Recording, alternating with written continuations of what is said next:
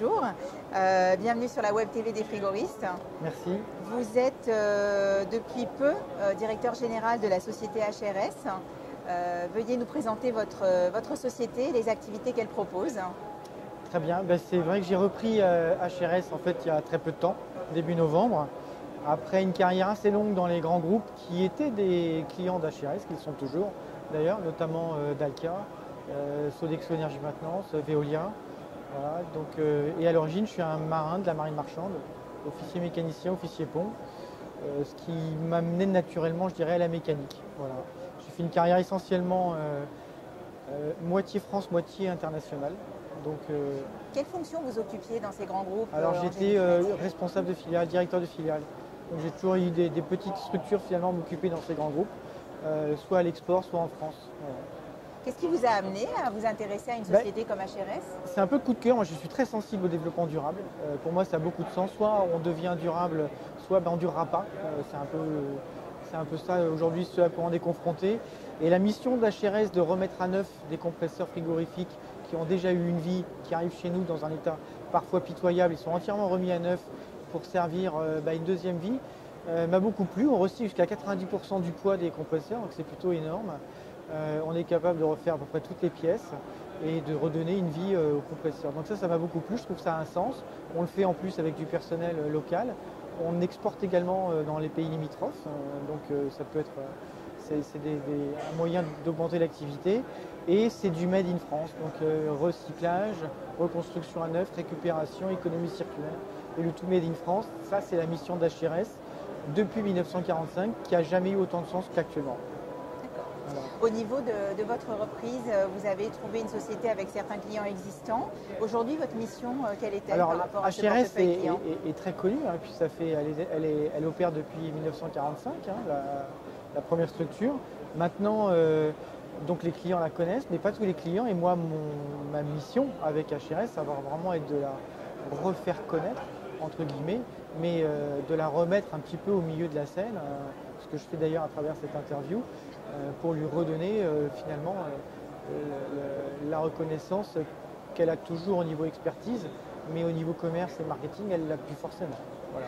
Est-ce que vous apportez des conseils aux utilisateurs de votre solution? Bien sûr, on fait de l'expertise et des conseils. Pour nous, c'est quelque chose de très important. On ne vend pas simplement un compresseur remis à neuf. On va expliquer pourquoi l'ancien a eu une avarie, pour ne pas renouveler, je dirais, ce qui s'est passé. Donc les conseils, c'est très important. On est agréé aussi auprès des tribunaux pour toutes les caisses de matériel et donner l'avis sur les raisons qui ont amené la défaillance du matériel. Donc pour nous, les conseils, ça fait partie itinérant. Si on veut faire durer les compresseurs, la meilleure façon, c'est qu'ils ne cassent pas. Voilà.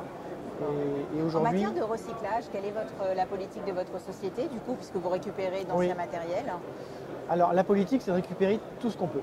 Voilà. Et on va même jusqu'à acheter des compresseurs cassés ou des carcasses pour les récupérer et en faire des pièces détachées qui vont resservir à la reconstruction. Donc on récupère tout ce qu'on peut. On va jeter vraiment tout ce qui est pièces d'usure, des clapets, des joints, des ressorts, des choses qui ne se récupèrent pas.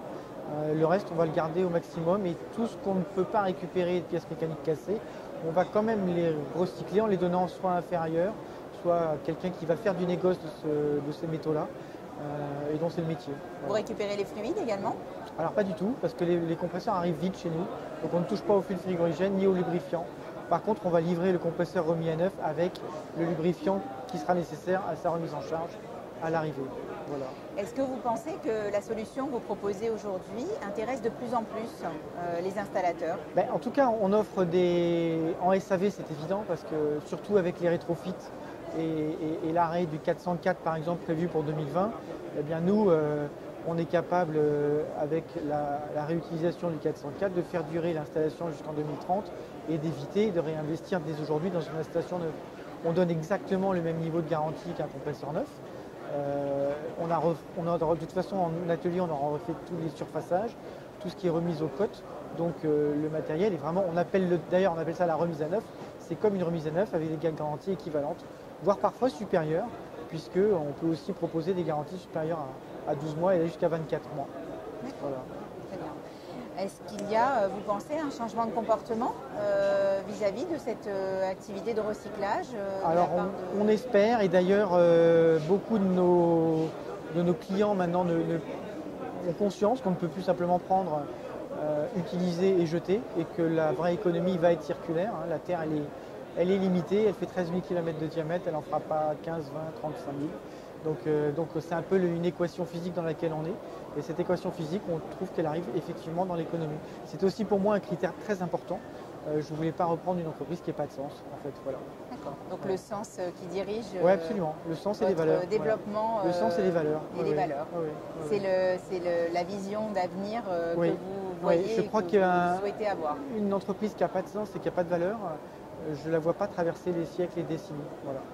Pour parler d'un sujet un peu annexe, mais quand même lié au métier du froid, en termes de recrutement, comment se passent les recrutements chez vous? Est-ce que vous êtes également touché par la pénurie de personnel et de compétences? Alors oui, et en même temps non. On a des métiers qui sont très proches du compagnonnage. Le métier principal chez HRS, c'est mécanicien. Donc on va recruter nos personnels dans l'industrie. Ça peut être industrie automobile, aéronautique ou autre. Mais la formation va être très importante. C'est-à-dire qu'au bout ils vont rester à peu près entre 3 mois pour commencer à faire des démontages seuls, jusqu'à 3 ans, être capable de faire le remontage de la plupart des compresseurs seuls. Voilà. Donc il y a un temps de formation interne qui est très long, ce qui fait qu'on a des personnels chez nous qui ont jusqu'à plus de 30 ans d'ancienneté et qui sont toujours là. Voilà. Aujourd'hui, vous êtes particulièrement impliqué de par votre passé. Ah oui, bien sûr. Parce ce que j'ai appris dans la marine marchande, c'est que l'important c'était d'arriver de l'autre côté. Et pour ça, la fiabilité et l'autonomie étaient des personnes clés, et aussi savoir travailler en équipe. Un équipage, ça travaille en équipe. S'il ne le fait pas, il ne traverse pas. Quoi. Voilà. Donc vous êtes très optimiste concernant l'avenir et aussi cette activité que vous avez. En tout cas, je suis assez passionné et je le ferai avec raison. Voilà. Je vous remercie. Merci. Merci bien.